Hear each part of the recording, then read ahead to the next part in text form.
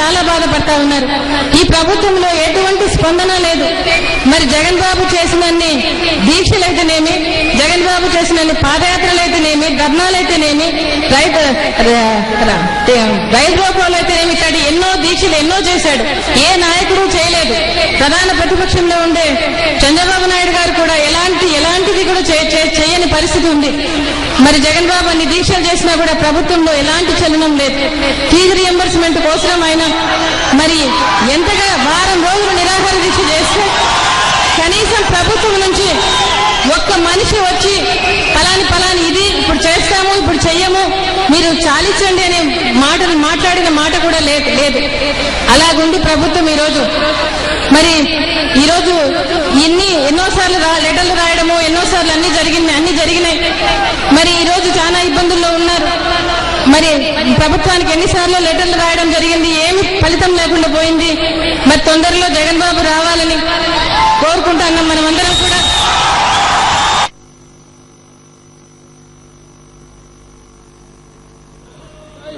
సమయం వచ్చినప్పుడు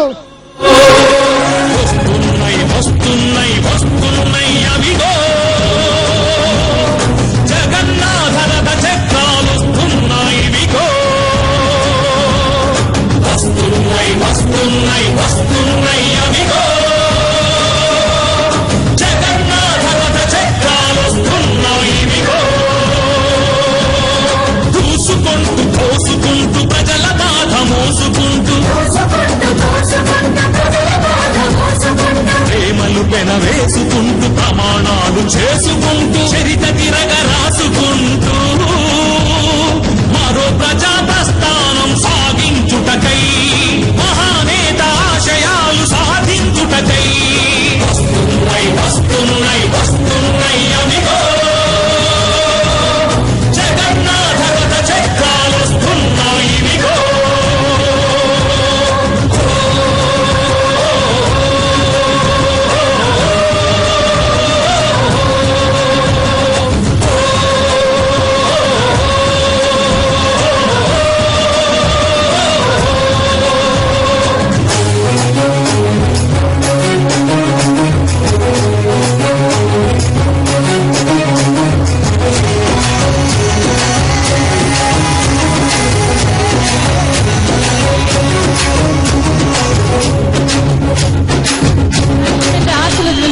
జప్తు చేయమని చెప్పి వాళ్ళు పోయి అడిగితే 6 గంటలకంతా ఆర్డర్ వచ్చేసింది. అంత ఫాస్ట్ గా చేస్తా ఉన్నారు ఇవాళ. ఎందుకంటే 5వ తారీఖు బెయిల్ వస్తుందని మేము ఎన్నో పూజలు చేశాం, ఆయన కోసం వెయిట్ చేశాం, వస్తుందని అనుకున్నాం.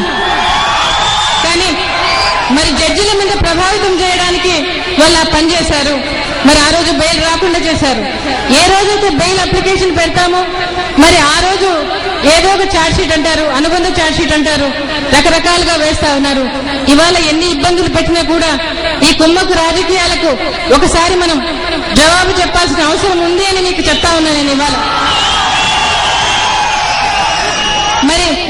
మరి తెలుగుదేశం పార్టీ మరి ఈరోజు చంద్రబాబు నాయుడు గారు మీకోసం యాత్ర చేస్తూ ఎన్నో దొంగ అబద్దాలన్నీ ఆడుతా ఉన్నాడు, దొంగ మాటలన్నీ చెప్తా ఉన్నాడు, అబద్దాలు చెప్తా ఉన్నాడు. ఆయనకు కూడా మీరు సరైన జవాబు సరైన టైంలో మీరందరూ చెప్తారని ఆశిస్తా ఉన్నాను నేను. జగన్ బాబు చెప్పాడు, దేవుడు ఉన్నాడు, న్యాయం ధర్మం మన పక్షంగా ఉంది, తప్పకుండా దేవుడు జగన్ బాబును త్వరలో బయటికి తీసుకొస్తాడు, వస్తాను అని చెప్పమని చెప్పాడు మీకందరికీ. ఈ ప్రజా ప్రస్థానంలో పాపను అదే మాట చెప్పమన్నాడు, మీకందరికీ ధైర్యంగా ఉండమని చెప్పడానికి తనను పంపించాడు ఇవాళ. మరి దేవుడు చూస్తా ఉన్నాడు, తప్పకుండా జగన్ బాబు వస్తాడు. మరి మనకున్న సమస్యలన్నీ మనకు పులివెందుల తాలూకాలోనే కాదు, మరి బయట రాష్ట్రం అంతా కూడా సమస్యలు ఇలాగే ఉన్నాయి. కాబట్టి ప్రతి సమస్యకు జగన్ బాబు వచ్చి మరి న్యాయం చేకూరుస్తాడు. రాజశేఖర రెడ్డి గారి సువర్ణయుగాన్ని తీసుకొస్తాడు. మళ్ళా ఆయన ప్లీనరీలో కొన్ని వాగ్దానాలు చేయడం జరిగింది. ప్లీనరీలో అమ్మ ఒడి అని చెప్పి ప్రకటించడం జరిగింది. అమ్మ అంటే అమ్మలు స్కూలుకు పంపించే దానికోసమని అమ్మల పేరుతో బ్యాంకులో 500 వేస్తారట. చదువులు పూర్తిగా మరి ఆయన ప్రభుత్వం భరిస్తుందట. అదొకటి చెప్పారు. మరి ముసలి వాళ్ళు మీ నాయన ఇచ్చేది 200 చాలటం లేదు నాయన అని చెప్పినప్పుడు మరి ఆయన చాలా మనసు బాధపడిందని చెప్పి వారికి 3 పూట్ల అన్నం తినడానికి అవ్వ తాతలకు 700 రూపాయలు ఇస్తానని చెప్పడం జరిగింది. వికలాంగులకు 1000 రూపాయలు ఇస్తానని చెప్పడం జరిగింది. మరి అంతేకాకుండా రైతులకు, ముఖ్యంగా రైతులకు బడ్జెట్ అదే పనిగా 3000 కోట్లు ధరల స్థిరీకరణ నిధి కోసం 3000 కోట్లు పెట్టి ప్రతి ఒక్కరు కూడా ఇది మా ప్రభుత్వం, ఇది రైతు ప్రభుత్వం, ఇది రాజశేఖర రెడ్డి గారి సువర్ణయుగం, జగన్ బాబు ప్రభుత్వం అని కాళ్ళ ఎగరేసేలా రైతులు ధైర్యంగా తిరగలుగుతారని చెప్పడం జరిగింది. మరి ఇవన్నీ త్వరలో మనం అందరం పొందుకుంటామని, సరైన టైంలో పొందుకుంటామని మీరందరి దగ్గర నేను ఇచ్చిన సమయానికి సెలవు తీసుకుంటున్నా. ఇప్పుడు పాప మీతో మాట్లాడుతుంది.